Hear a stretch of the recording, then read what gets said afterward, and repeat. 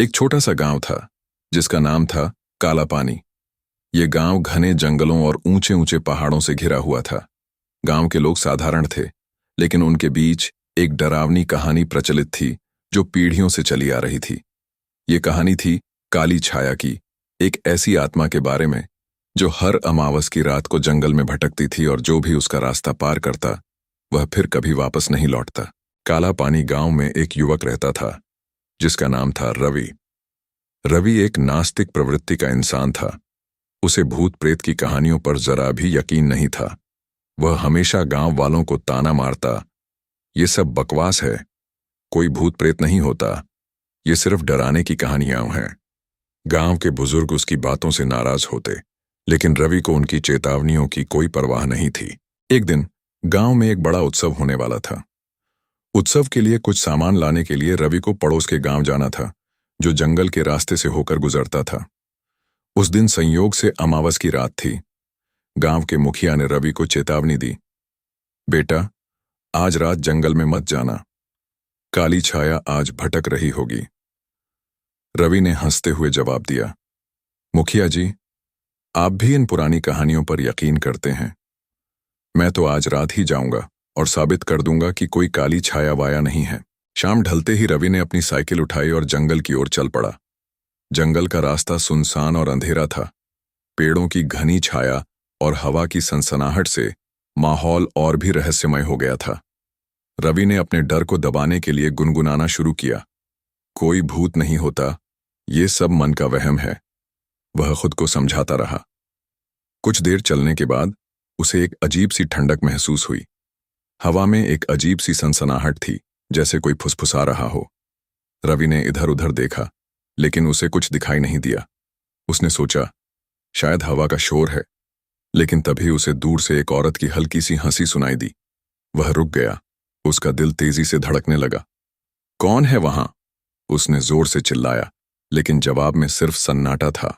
रवि ने फिर से साइकिल चलानी शुरू की, लेकिन अब उसकी रफ्तार धीमी हो गई थी। तभी उसे एक पेड़ के पीछे से एक काली आकृति दिखाई दी। वह आकृति धीरे धीरे उसकी ओर बढ़ रही थी। रवि ने अपनी साइकिल रोक दी और डरते हुए पूछा, कौन है वहां? दिखाओ अपना चेहरा। आकृति रुकी और फिर एक भयानक हंसी जंगल में गूंज उठी। रवि की सांसें थम गईं। अचानक वह आकृति उसके सामने आ गई। यह एक औरत थी जिसके लंबे उलझे हुए बाल थे और चेहरा इतना भयानक कि रवि की चीख निकल गई।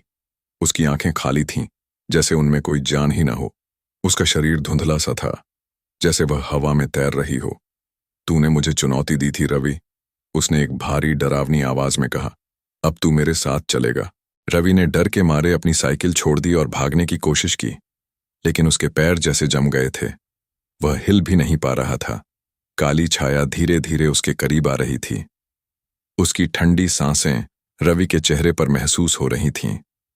रवि ने अपनी आंखें बंद कर लीं और जोर जोर से चिल्लाने लगा, मुझे छोड़ दो, मुझे माफ कर दो। तभी कहीं से एक तेज रोशनी चमकी। रवि ने आंखें खोलीं तो देखा कि एक बूढ़ा साधु उसके सामने खड़ा था, जिसके हाथ में एक माला और एक छोटा सा दीपक था। साधु ने कुछ मंत्र पढ़े और काली छाया चीखने लगी। उसकी आवाज इतनी भयानक थी कि जंगल के पशु पक्षी भी डर के मारे भागने लगे।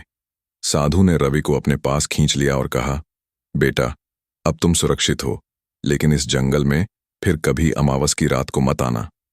काली छाया धीरे धीरे गायब हो गई और जंगल में फिर से सन्नाटा छा गया। रवि की सांसें अभी भी तेज थीं। उसने साधु के पैर छुए और कहा, आपने मेरी जान बचाई, लेकिन वह थी कौन? साधु ने गहरी सांस ली और बताया, वह काली छाया एक अभिशप्त आत्मा है।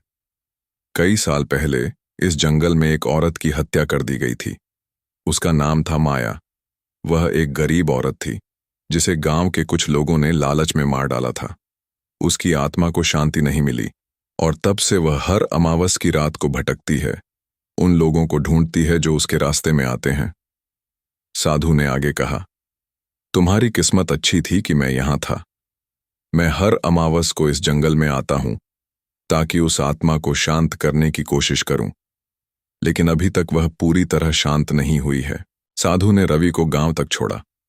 रवि की हालत ऐसी थी कि वह कई दिनों तक कुछ बोल नहीं पाया।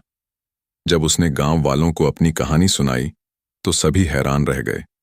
उस दिन के बाद रवि ने कभी भूत प्रेत की कहानियों का मजाक नहीं उड़ाया।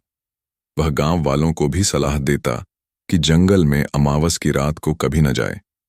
काला पानी गांव में काली छाया की कहानी आज भी सुनाई जाती है और लोग उस जंगल से दूर रहते हैं, खासकर अमावस की रात को। लेकिन कुछ लोग कहते हैं कि देर रात को जब सन्नाटा छा जाता है, जंगल में अभी भी एक औरत की हंसी और फुसफुसाहट सुनाई देती है।